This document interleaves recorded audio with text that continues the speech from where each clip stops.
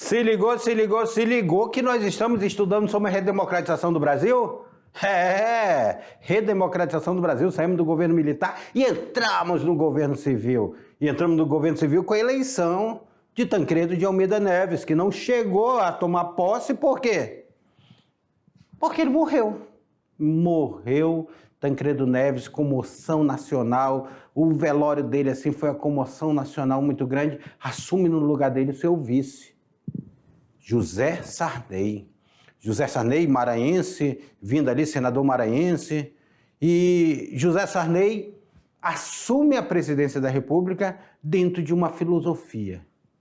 Tentar controlar a inflação, que estava galopante. A crise econômica. Teve sucesso? Não teve sucesso. E a inflação tenta vários planos, plano Brest, plano Verão, plano Cruzado. São planos que são tentados dentro do governo dele que não obtêm sucesso. E a inflação chega a 1.700%. Acompanhe na tela de vocês. Aula de número 35.2, que nós estamos falando sobre a luta pela redemocratização do Brasil. Essa luta pela redemocratização, ela começa com a campanha Direta Já, lá em São Paulo, em 1983. Essa luta aí, ela tentava fazer uma emenda da Dante de Oliveira, ela vai chamada Dante de Oliveira, a emenda constitucional, e ela vai se espalhar por Olinda, Curitiba, Porto Alegre, pelo interior paulista, por Salvador, por Vitória, chega à Praça da Sé com 200 a 300 mil pessoas participando do comício da Praça da Sé. Direta Já, emenda Dante de Oliveira. Apesar de ter recebido o maior número de votos, ela não consegue ser aprovada, porque não tem a maioria absoluta. Mas nós temos a eleição, mesmo assim nós temos a eleição, e Tancredo Neves, aqui essa figurinha aqui, ó, carismática Tancredo Neves, ganha para a presidência da República e derrota Paulo Maluf. Paulo Maluf derrotava Mário Andreasa, por parte da situação, bandeou para a oposição, Aureliano Chaves, José Sarney e Marcos Maciel, o vice aí. O Aureliano Chaves aí era o vice. Tancredo Neves tornou-se candidato do PMDB e venceu com 480 votos. Aí, só que ele não toma posse, morre antes de tomar posse. Em seu lugar, assume José Sarney. José Sarney se torna efetivamente presidente da República no dia 22 de abril, um dia após a morte de Tancredo Neves. Sucessivos programas econômicos vão agravar mais ainda a crise que o Brasil está enfrentando. Ele fez o Plano Cruzado, inflação 367%. Fez o Plano Bresser, inflação foi a 1000%. Aí disse, não, agora com o Plano Verão, nós iremos esquentar a inflação. Olha, até rimou, né? Só que não rimou nada naquele momento. A inflação foi para 1.764%. Meu amigo, crise, crise e crise. Mas nós tivemos aí um avanço grande no governo dele, que foi a aprovação da Constituição. É no governo de José Sarney que a Constituição de 1967 vai ser substituída. Agora nós temos a nossa 7ª Constituição e a 6ª Constituição republicana. Nessa Constituição, nós vamos nos deparar com vários avanços, que vai ser a criação do Sistema Único de Saúde, a votação facultativa para 16 e 17 anos, a autonomia para os municípios, a demarcação de terras indígenas, a lei de proteção ambiental, a garantia de aposentadoria para trabalhadores rurais, o fim da censura, a redução do mandato de presidente para 4 anos. Esse daí foi a Constituição de 88, Constituição chamada Constituição Cidadã. E aí, vem aqui comigo, aluno, vem aqui comigo, porque nós estamos vendo a redemocratização do Brasil. Você está com atividade aí. Façam essa atividade com bastante tranquilidade, que a gente já volta para a correção. Até lá.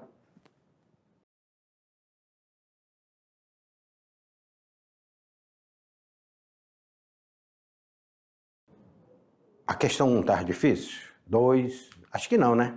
Tudo fácil, tranquilo para você resolver, porque eu quero lembrar vocês que essa daqui é a nossa última aula da unidade, tá? A próxima aula já será a avaliação. Então, fique atento a essa aula, essa revisão aí, porque nós vamos ter uma avaliação. Na tela para vocês sobre a atividade aí. Vamos lá.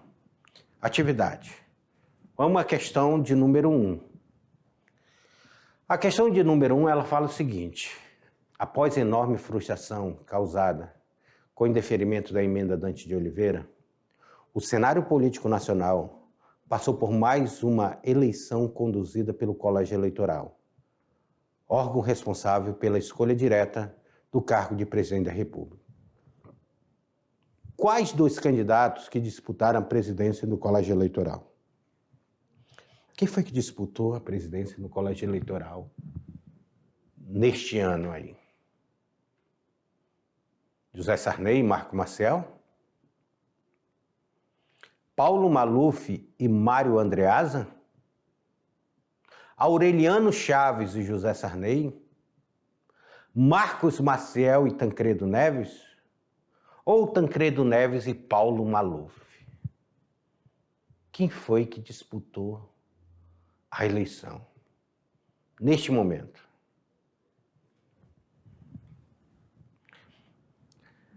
Meus queridos, essa daí foi uma introdução só para vocês sentirem que quem escolheu o presidente da República era o Colégio Eleitoral. E o Colégio Eleitoral aí estava escolhendo entre o político da situação e o político da oposição. O político da situação, apoiado pelos militares, pelo PDS, vai ser Paulo Maluf. Paulo Maluf, figura emblemática na política brasileira. De oposição, nós temos Tancredo de Almeida Neves. Nós temos o Tancredo Neves, de oposição. E quem vence vai ser Tancredo Neves, né? Que nós já vimos na aula. Então, a resposta correta daí é a letra E. Tancredo Neves e Paulo Maluf. Vamos para a segunda. A segunda, ela fala o seguinte: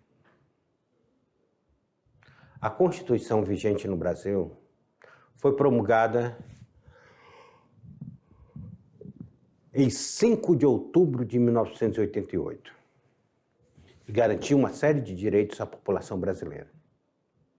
Sob a característica da estrutura do Estado expressa na Constituição de 88, indique alternativa, aí foi a pegadinha, ó, alternativa incorreta.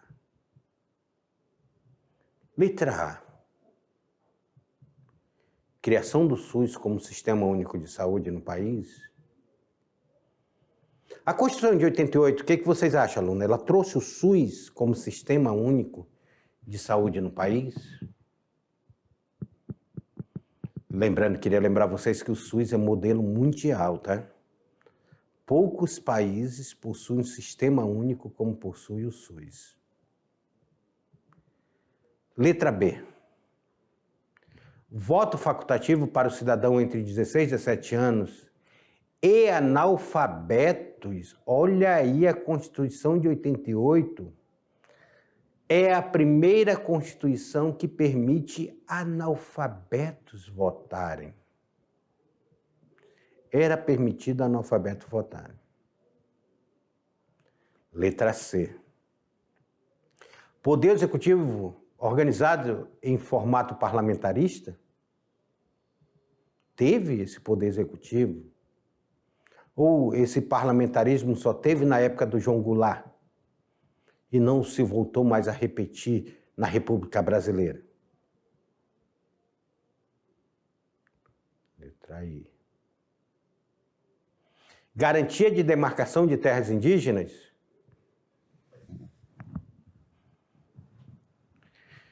Meus queridos alunos, de todas essas questões que passaram aí, apenas uma é incorreta, apenas uma não está de acordo. O Poder Executivo no Brasil, pela Constituição de 88, ele foi caracterizado de forma presidencialista. A forma de governo era o governo republicano. O mandato do presidente era para 4 anos e não mais para 5 anos, como era a Constituição anterior. Não existia reeleição. Reeleição só vai ser criada depois no governo Fernando Henrique Cardoso. Então, a resposta incorreta estará dentro do que se fala sobre o parlamentarismo. O Brasil não se tornou parlamentarista como foi num período para João Goulart assumir o poder. João Goulart só assume o poder dentro do sistema parlamentarista. Agora, dessa vez, o Brasil não se torna parlamentarista. Se torna presidencialista. Então, a resposta incorreta é a letra na tela para vocês. A letra C, Poder Executivo organizado de forma parlamentarista. Não tinha isso não, tá? Vamos para a terceira? Já chegamos no Enem, gente. Vamos lá, se liga... Se liga no Enem, meus queridos alunos. E essa daí precisa de uma leitura bem detalhada. Lei do Máximo, de 29/9/1793. Primeiramente, você tem que analisar aí essa data, o que estava acontecendo pelo mundo nesse período aí, próximo a essa data aí. Final do século XVIII, o que estava acontecendo pelo mundo? Nós temos aí a independência dos Estados Unidos, nós temos as revoluções burguesas. O que está acontecendo? Analise aí. Lei do Máximo, de 29/9/1973. Fixe limites para os serviços e salários, aprovado sob pressão popular pela Convenção Nacional. Lei do Máximo. Plano Cruzado.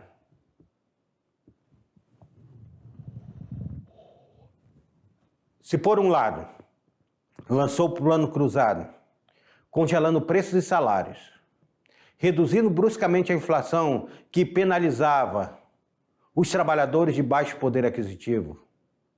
Por outro, foi extremamente inoperante em relação às elites quando estas iniciaram o boicote ao plano e passaram a reter produtos, provocando a escassez do mercado, assim pressionando para a elevação dos preços através da formação de mercado paralelo.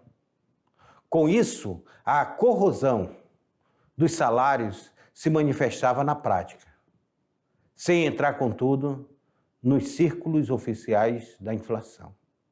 Nos cálculos oficiais da inflação, desculpa. Gente, de que fala o primeiro texto?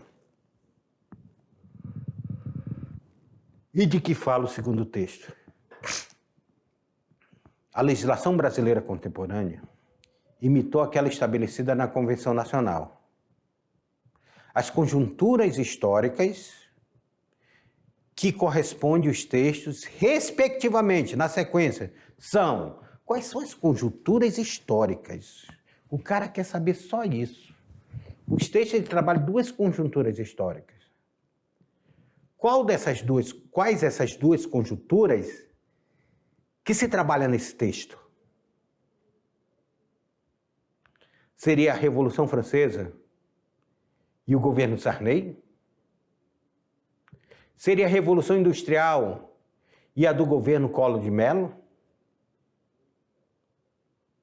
Seria da Revolução Anglicana e do governo Itamar Franco? Seria da Revolução Inglesa e do governo Fernando Henrique Cardoso?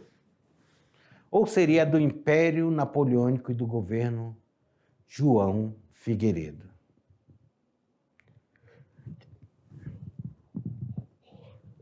Analise. De que esse texto está falando? Lei do Máximo e o Plano Cruzado. De que eles estão falando?